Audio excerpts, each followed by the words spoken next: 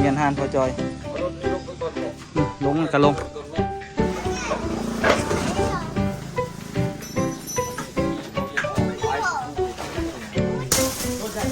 มันยากนะหรือเปล่า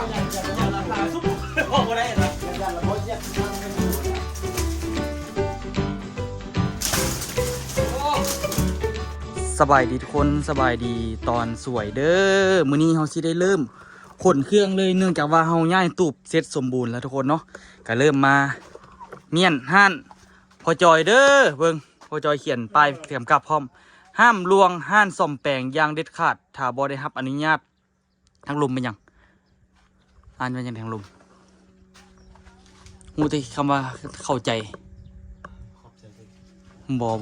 มีหยังพอจอยทางลมอ่ะ พอจอยเขียนเองนี่เดี๋ยวเบิ่งนี่มันบ่ห้ามลวงห้านแปลงรถฮะตะกี้เอานั่นเอามาอุปกรณ์วะ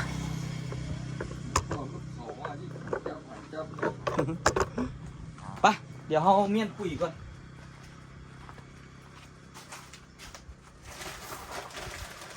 โอ้ยเอาลงแล้วก็ได้ขึ้นโยนเลยบ่แตกบ่วะแตกแล้วเนาะกระสอบมันใหญ่อยู่ยิงร้ายก็แตกแล้วเนาะ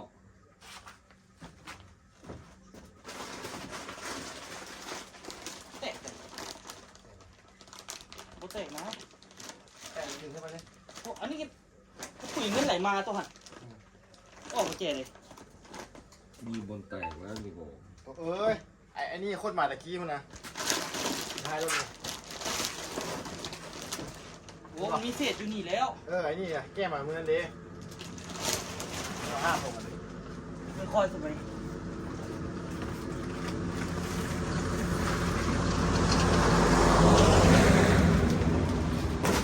มาแล้วก็เดี๋ยวก็ดึง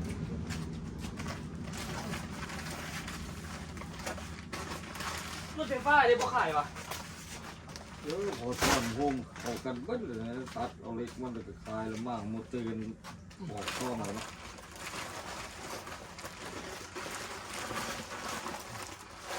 ก้อนไว้มันเป็นก้อนที่ทอดได้เป็นเต่าบานนี่ก็ข้าวก็จะไปขายคนลงแล้วก็คนขึ้นอยู่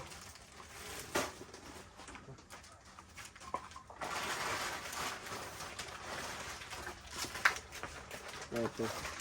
ดีเลย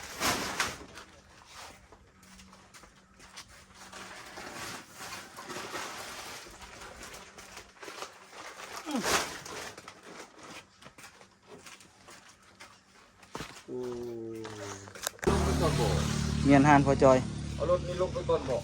ลงก็ลง ก่อนไหมก่อนรถเป่าขึ้นมาเก็บ ไปเอารถเอานี่ไปเมียนก่อน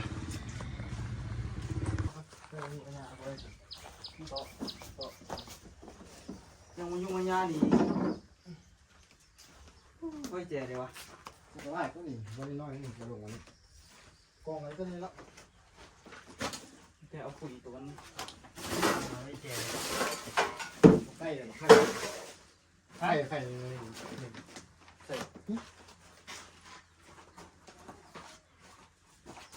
โอ้จะดุดละมึงบุกใครแล้ว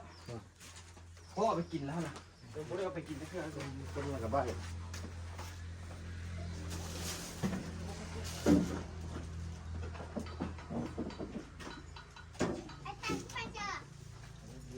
ไปใส่เรียกเป็นเรียกยี่ดีเลยก็เอาให้มาช่วยกันไหมผมเห็นเรียกแล้วก็ไปเลยก็ได้มีโอกาสหน้าที่ไปเลาะซื้อหินอยู่เลาะสร้างหินเขาไม่ได้สร้างรถเป็นรถกับที่สร้างเลยมันเนี้ย ห้าหรอไหมมาเอาไปบอกเราจะเก็บเครื่องขนมก่อน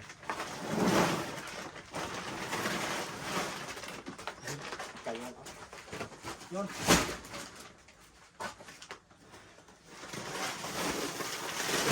ผู้จอยจับไปไว้ถึงหัวผู้จอยจับไปไว้ถึงหัว นี่ไฟฟ้ามาเก็บใส่เปล่าไว้เป็นจุกไว้ไหนเลยเอาเลยเก็บใส่เปล่าเป็นจุกไว้ไฟนั้นเก็บใส่เปล่าแล้วเขาค่อยมัดแล้วโยงอันนี้ก็ได้ ขนมเก็บหมักแล้วก็ย่าง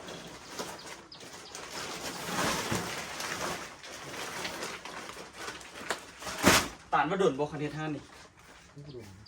ฮะ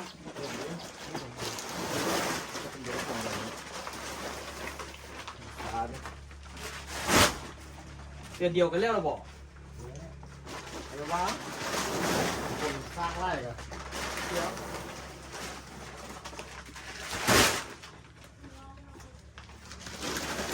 สร้างไร่เนี่ยเอาสร้างไร่คนก็ใส่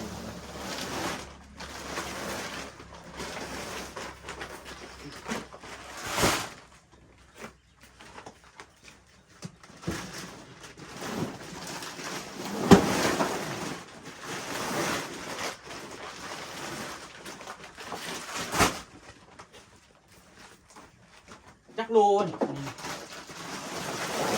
ฮะเป็นที่ดินเนาะอาจจะว่าปุ๋ยตัวนี้ปุ๋ยชีวภาพเลยเขาว่า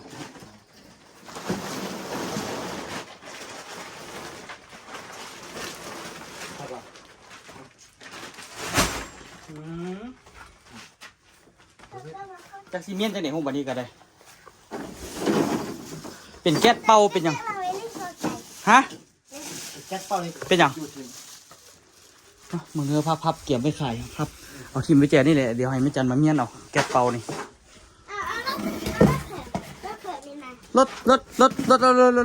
พอจอยพ่อตัวเหรอบ่รถพอเกอร์เหรอวะพอตัวจอยเนี่ย เบิ่งเอาอะไรไหม พ่อเกอร์มันซื้ออย่างสนะซื้ออย่างพ่อเกอร์ซื้ออย่างล่ะซื้อพ่อจอยวะพ่อจอยกับมักขนาดนั้นสปอยหนังเนาะหนังคุณธรรมป่ะนูเกอร์ตั้งกล้องก่อนนูเกอร์เก็บเครื่องมันเกอร์ยูราล่าน่ะไปเก็บเครื่องใส่พ่อจอยไป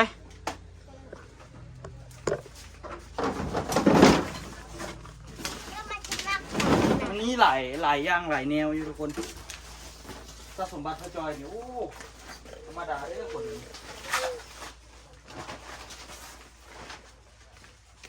เอาไอ้ตุ้ย ฮะ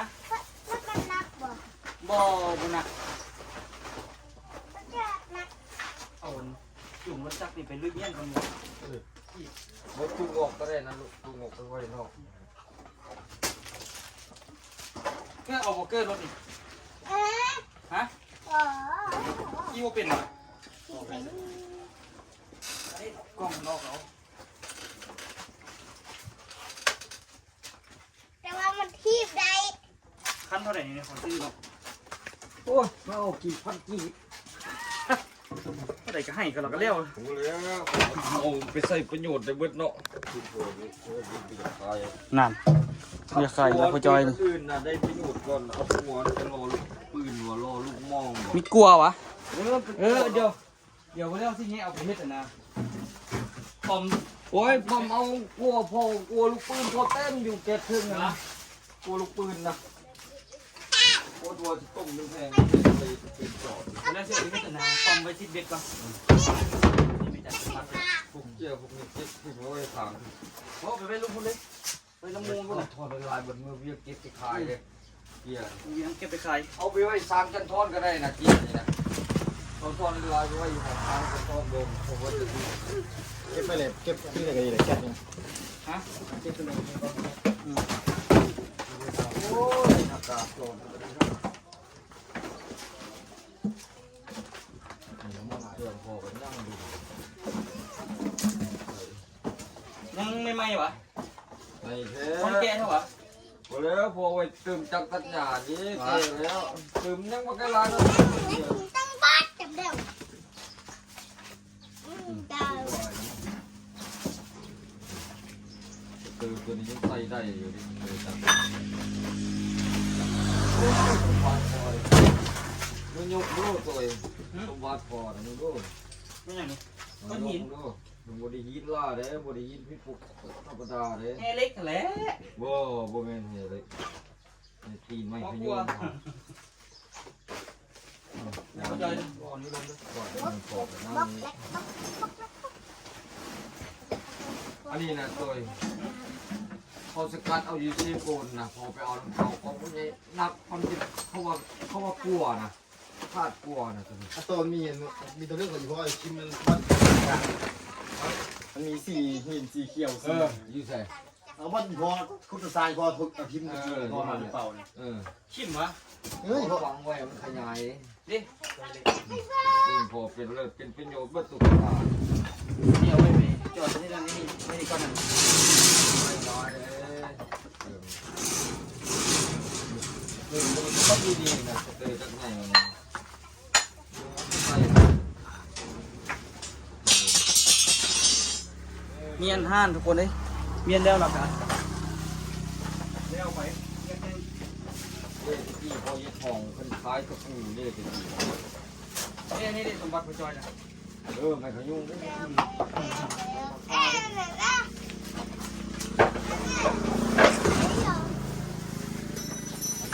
เขายึดทองคล้ายกับกูอีกนี่นะ เอาไว้นี่หรอเดี๋ยวเอาไว้ขายอีก เอาใส่เป็นหองกูเบอร์นั้นเบอร์นี่ใส่ เอาไว้นะมรดกพระจอยสิเอาไว้สืบต่อ เด็กเจน ไปเอาไปเมียนลุมมึงก่อน เจนของสี เอาอย่างพวกมี เล็กงัดเหมือนตึ้ง อันเท่าไหร่พระจอย ติงวะติงที่มา หลายอันแท้อันนี้จะบุขายใช่ป่ะอันนี้ เก็บพวกกันแล้วมันคล้ายทอดที่ลุมนี่ โอ้มันใส่ได้อยู่ก็พระจอยนี่นะ นะ ใส่ได้อยู่ก็นี่นี่ดีอยู่ก็นี่นะเดี๋ยวมันที่มาตรฐานบ่ ผมว่าเลยเด็กห้องตีบาท โอ้ยังใส่ได้อยู่นี่ ห้องนาแพงนะ เอาแล้วแม่ตาลเดี๋ยวส่งไปประกวดกับไอ้ยัว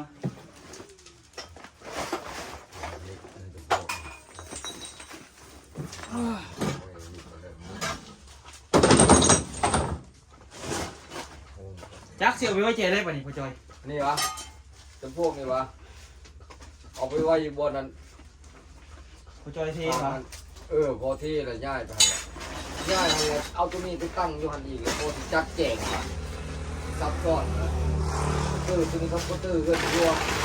เรื่องย่ายก็เงินควรออกเอาก็ตื้อพวกบุญเงินโอ้ตาตัวนี้มีคนมีไส้วันเดียววันเดียวกินจับ พวกใช้ไว้ที่ ได้แล้วเองไม่ได้เลยที่เอาแต่กินเล็กขนาด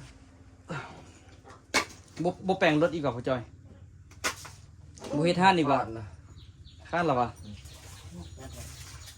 ยังดีๆเด้อ มันบุรวยนะแปลงบอลมันรวยอยากแปลงอยู่ค่าฮิตน้ำลดน้อยนะโอ้ยยังดีๆนะ เอาไว้เฮ็ดเงินแมทจักแมทหันพ่อจอย เม็ดนะ ได้ใส่อยู่ดอก ก็นะ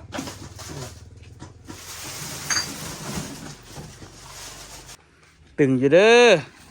เครื่องพ่อจอยก็ได้หั่นน้อยๆมีแต่ขี้เหงื่อ พุ่นน่ะ ตัวแก๊สนี่กันจะไปจะเอาเยียบ เก็บดิเอาไว้แจนี่ก่อนทิ่มไว้แจนี่ก่อน จะเยียบกว่านั้น เอาขึ้นถึงนี่เลยเดี๋ยวแล้วพับแล้วก็นั่นแล้วก็ใส่เป่าไว้ไปขายได้โลได้ก็เอาลดภาวะโลกร้อนผลวาเลยมีแต่กระปอกกระแป๊กมายอกมาแยกอันเครื่องพอจอยนี่นะไม่ได้สั่งขายละ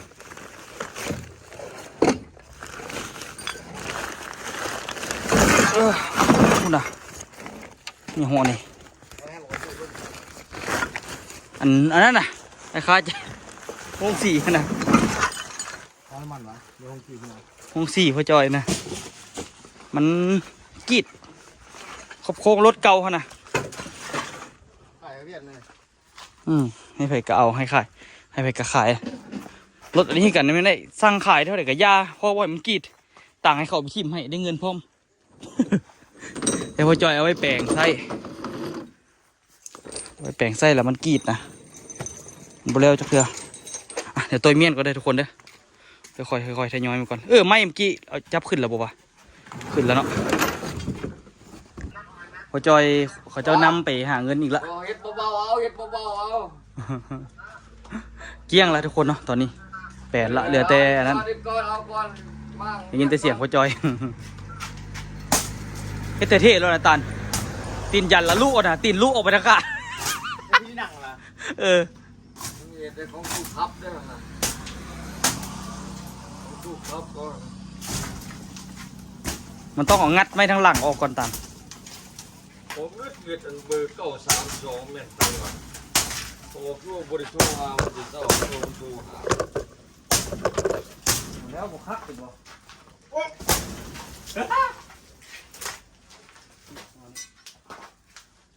เอามือแรงจะไหวใส่แล้วบัดนี้รถไฟฟ้าเนี่ยรถจักรเนี่ยเขาลงก็ลงแล้วมากเดี๋ยวก็ว่านั่น รถใหญ่ไหม มันบ่ยากนะเรื่องมาก ยันราคาซุปออกบ่ได้นะ ยันระบบแยกข้างเพื่อนกระปูนะ โอ้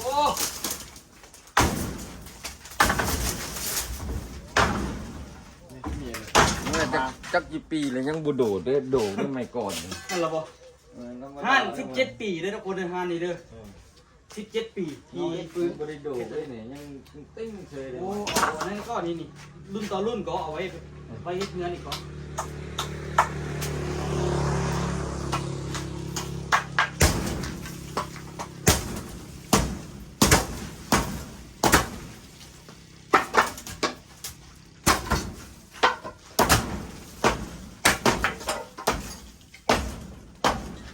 ก็ยังเดียวคนก่อนบอกอะไรทั้งค่าเนี่ยบอกตัดต่อเอาเดี๋ยวเบิดเนี่ยยืนเก่งมึงแม่ตัวยืนเนี่ยพอมึงดี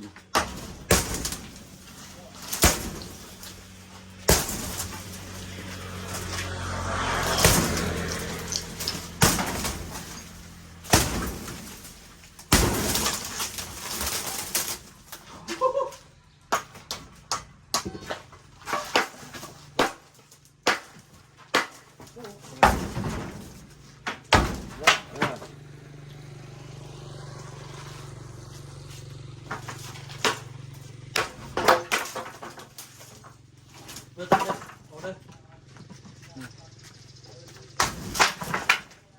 ที่สินะ เขาซ้ำอันนี้เหรอเวลามั่ง อันนี้นี่บ่แล้วกะคนปอนมาใส่ ลูก ใจ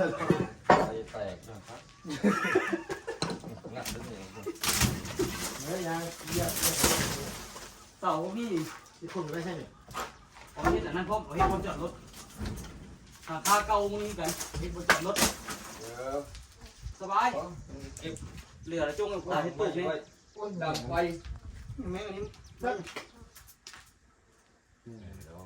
ห่างแล้ววะ ห่างแล้ว มาได้คนเอาตรงนี้เอา จุดก็เลยอันนี้ ไม่ฮะ ว่าสูดลูกมัน เอาไว้เฮ็ดฟืนนะความหมายนะ มือช่วยมันห่อน ท่อนไว้เฮ็ดฟืน ไปกองไว้พวก เอาไว้เฮ็ดฟืนเอาอันนี้กันนี่คันว่าอันนั้นเอาไว้เฮ็ดครัวกิน ไปดังไฟเลยเว้ยเนาะ เอาที่มันไปแจกใจหนึงก่อนเอาไว้ดังไฟครัวกินได้อยู่ มือแรงเลยจะคนเมียนทั้งหลัง แมงสูตรมันมักตอมหัวเหนียวก็แมงอันนี้นะ มันพิสูจน์ ตอบร้านที่เขาว่าตา มันหั่งได้แถมนี่ ไปกวนหางมันเด้หางมันอาจจะอยู่แถวนี้บ่มันอยู่น้ำไหม้ก็เหนียวก็เวลามันจับหัวเขานะ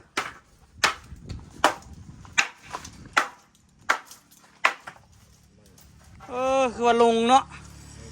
คันว่าอันนั้นนี่ที่จริงนี่คันว่ามั่งแต่โดดนี่บ่ดีเฮ็ดเฮือนครัวบ่คักเลยนี่ เป็นตัวบนนางสมบัติโทรศัพท์ตัวหนึ่งมาตั้งนะ โอ้คักเลยนี่57 ปีถือว่าสุกโทรมหลาย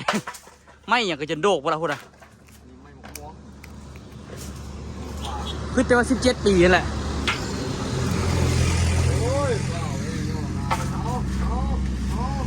เป็นยัง แซงเขาทางหน่อยใส่อย่างนี้ โอเคเนาะจบบริบูรณ์ห้านพอจอยงานแต่งรถตานเคยใช้บริการอยู่อ่ะ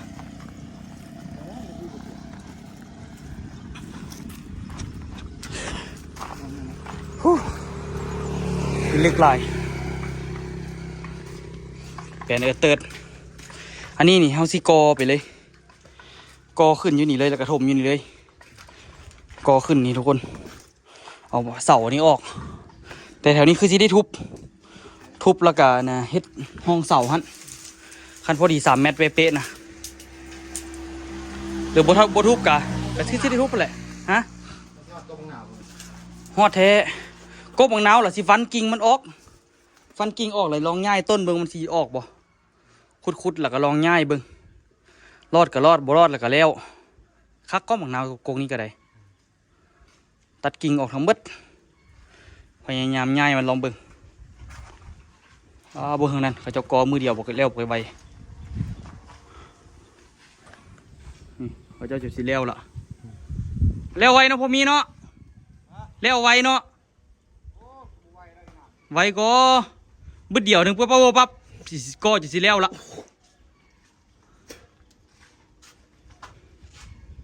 น่าจะตูบนี่ใกล้ๆเสาแหละออกจากเสามาประมาณ1 เมตรไม่จันว่าสิยับข้างหน้านี่เข้า1 เมตรว่าสันพ่อจอยได้อยู่วะปัญหาเราเอาเพียงมันจับลักเอาลักขาลักนั่นไป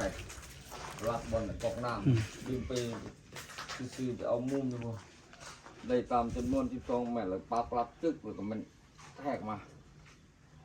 4 เมตรฮอด8มันอยู่ในวางเสาจึกเลยเรือนั่นเลยยังตัดแงบลงเรือน่ะเฮ็ดเต้าใหญ่มันก็เรือนั่นตัดแงบลงเฮ็ดเดินเฮ็ดหลังคาทรงโมเดิร์นเนาะโมเดิร์นแหละตรงนี้เนาะเฮ็ดเลยนะสไตล์แบบเพื่อนพออยู่น้องให้นะเป๊ะเลยเป๊ะเลยคันสิวานี่มากกับงานว่าทาสีเลยเขียนโลโก้ใส่เฮ็ดสีเขียวหั่นวะสีเขียวการนะ7-11หั่นวะมักสีส้มก็ใส่สีส้มนะแล้วก็เขียนโลโก้ใส่แต้มผู้ภาพแต้มยังก็แต้มใส่แล้วนะเล่นเป็นมันสไตล์แบบคือท่านน่ะชีวิตเขาเนี่ยนะเอาออกไว้ก็ดีเด้เอาไปเมียนทางหลังเลยคือสิใส่ประตูม้วนทั้งหมดเลยแต่บัดเดียวลูกแมลงนี่เอาเคาน์เตอร์กับตู้กับเข่าไปพุ่นแล้วเก็บเครื่องไปพุ่นเบิดแล้วพอสิไปจัดบาทนี่ไปจัดรถตัดเมียนงัดไปไว้หลังรถงัดเราไปไว้หลังเลยบ่ยากไปรถ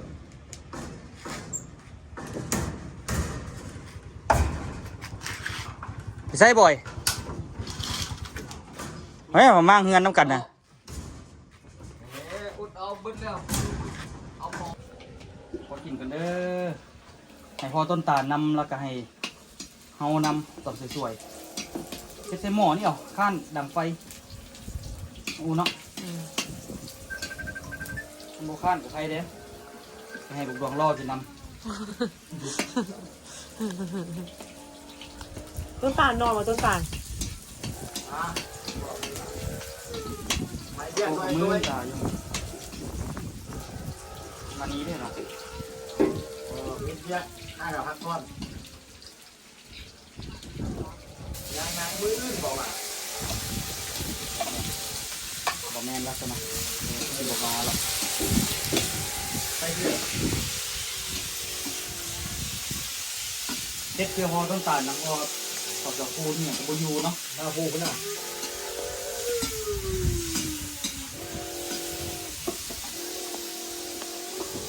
เอาความส้มจากอัน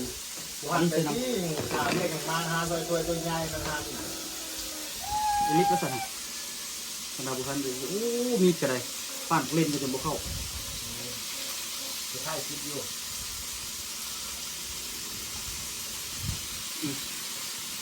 แค่ผมความส้มจากเล่นเราใส่ในปริมาณที่พอดี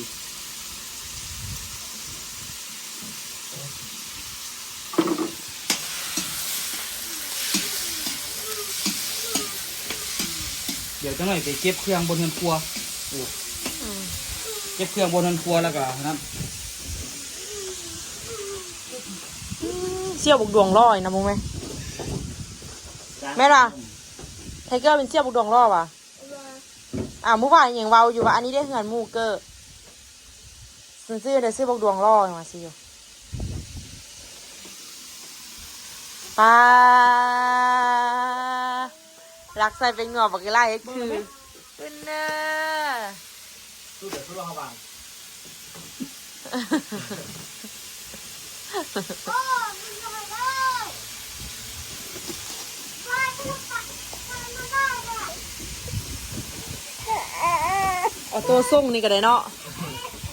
ไปไหนอีแม่พาไปนอนไป ได้ละได้ละ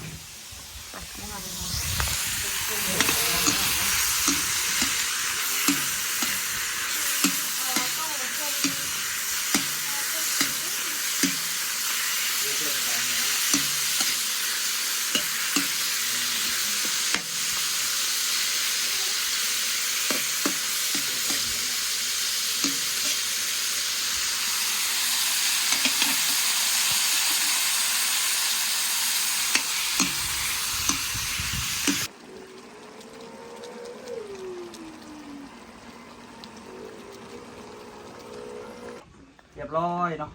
จะคนแล้วกิน คนเดียว เอาเกลือมาน้ำบ่อไอ้เฮ็ดเอาน้ำไหลอยู่ดิ เออมันเกือบ เพราะ กู ว่าก ล้าไม่ ตั้ง เกื ใจ อบ ตั้งใจใส่น้ำไหลเพื่อตานไปเกลือมาน้ ลืมเกือบเข้ามือเช้านี้ว่าสิกลับเมืองเลยจ้ะ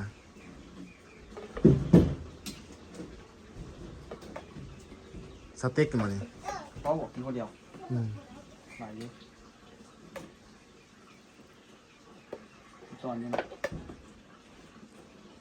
นี่จักสเต็กจักซีวายก็ได้ขั่วธรรมดาก็ได้เอ้า อ่ะ ต่างก็กินอยู่เหนียว เหี่ยว เหนียวอ๋อกินอยู่เปิด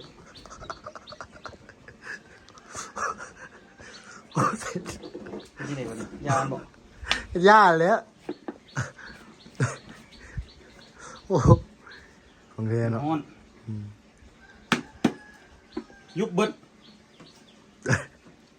ไปเอาไว้เดี๋ยวมันสิยุบกว่านี้เอาไปใส่ปลาแดก แดงแล้วเป็นหูจงโปง เอาใส่เป็นงัวไปเกลือ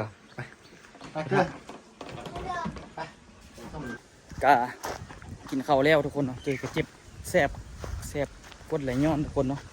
สิไปเมียนเฮือนครัวมื้อนี้ไปเมียนเฮือนครัวให้มันแล้วเกลี้ยงไว้เนาะห้องอันนี้ก็แล้วเฮือนครัวยังบ่ทันแล้วก็เอาสิเอาล้อนี่ไปยู่ออกไปแป้นหั่นแล้วก็สิเอามาวางไว้ข้างหลังพี่เนาะหรือบ่ซั่นก็เอาโต๊ะอันเอาไว้ใกล้ๆกันก่อนเพราะว่าเสียงสิได้ใส่อยู่เบิ่งนี่สิเอาไว้แถวๆของน้ำก่อนเอาไว้เฮ็ดหั่นแล้วก็เอาไปเมียนนั่นคืนหั่นน่ะทุกคนถ้าเบิ่งอยู่นี่เอาเที่ยวสุดท้ายของมื้อนี้ทุกคนเนาะเครื่องอยู่หลังรถเฮาเอามาทั้งเบิดเลยได้ประมาณนี้กองเลยแก๊สอันนี้ก็สิได้พับแล้วก็ไปขายเนาะขายแก๊สเก่าเรียบร้อยเลยทุกคนเฮือนครัวนี่ทุกคนสั้นพวกอย่างพวกนี้เอามาเบิดเนาะเครื่องเฮือนครัวก็เอามาเบิดใจเอาซอกเอาปะนั่นอันไหนเป็นอันใด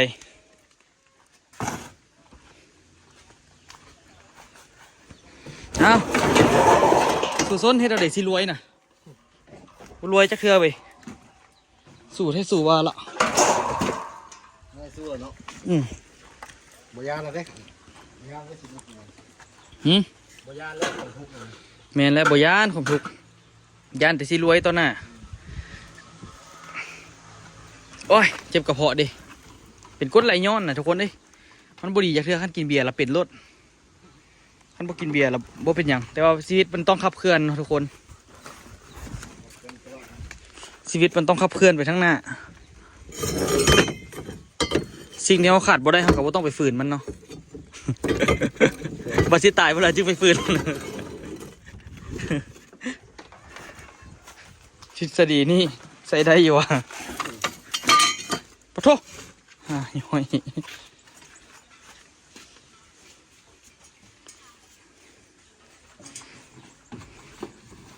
เกือบยังไม่ได้ใส่ตัน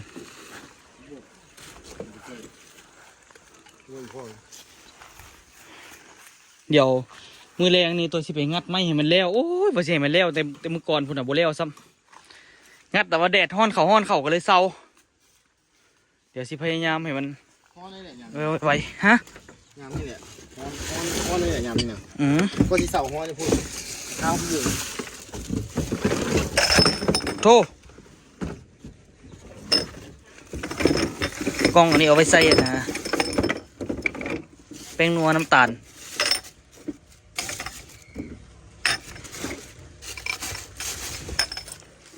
เอาไปต่อกระเลิบ ตัวก็เลิกแล้ว สู่ซนเนาะทุกคนเนาะอีบุดนกะคือที่สำเร็จสู้ไปตอนนี้แหละคู่มือเฮ็ดไปตอนนี้ทุกมือสู้ไปสู้มาเท่าซ้ำ แม่ป้าเพิ่นอยู่ทางอันนะฝรั่งเศสเพิ่นว่าโอ้ยตัวเฮ็ดเวียกคู่มือแท้เพิ่นว่าคือสิบ่ได้พักเลยเนาะบ่พักบ่ผ่อนเลยมือพักก็มีอยู่คือมื้อวานนี่เมากระบาดแต่ว่ากะ ปัญหาที่ไม่อยาก บ่ได้เฮ็ดเวียกคู่มือเนาะฮะ ปัญหาที่ไม่อยากพักไปที่ไหนมา พักบ่ได้เมาตลอดเมี่ยงวะอันนี้เครื่องอัดพ่อจอยวะโอ้คักได้ดิตันโมดิฟายได้นี่นะเครื่องอัดเจ็บได้นี่เห็นบ่หุ่นไหนธรรมดาวะ พ่อจอยโมดิฟายเอาจบข่าวทุกคนใครที่มาคลิปนี้ก็อย่าลืมฝากกดไลค์กดติดตามให้ช่องตัวโย2 ล้อพอเลาะเด้อสำหรับคลิปนี้ขอตัวลาทุกคนไปก่อนแล้วเจอกันคลิปหน้าทุกคน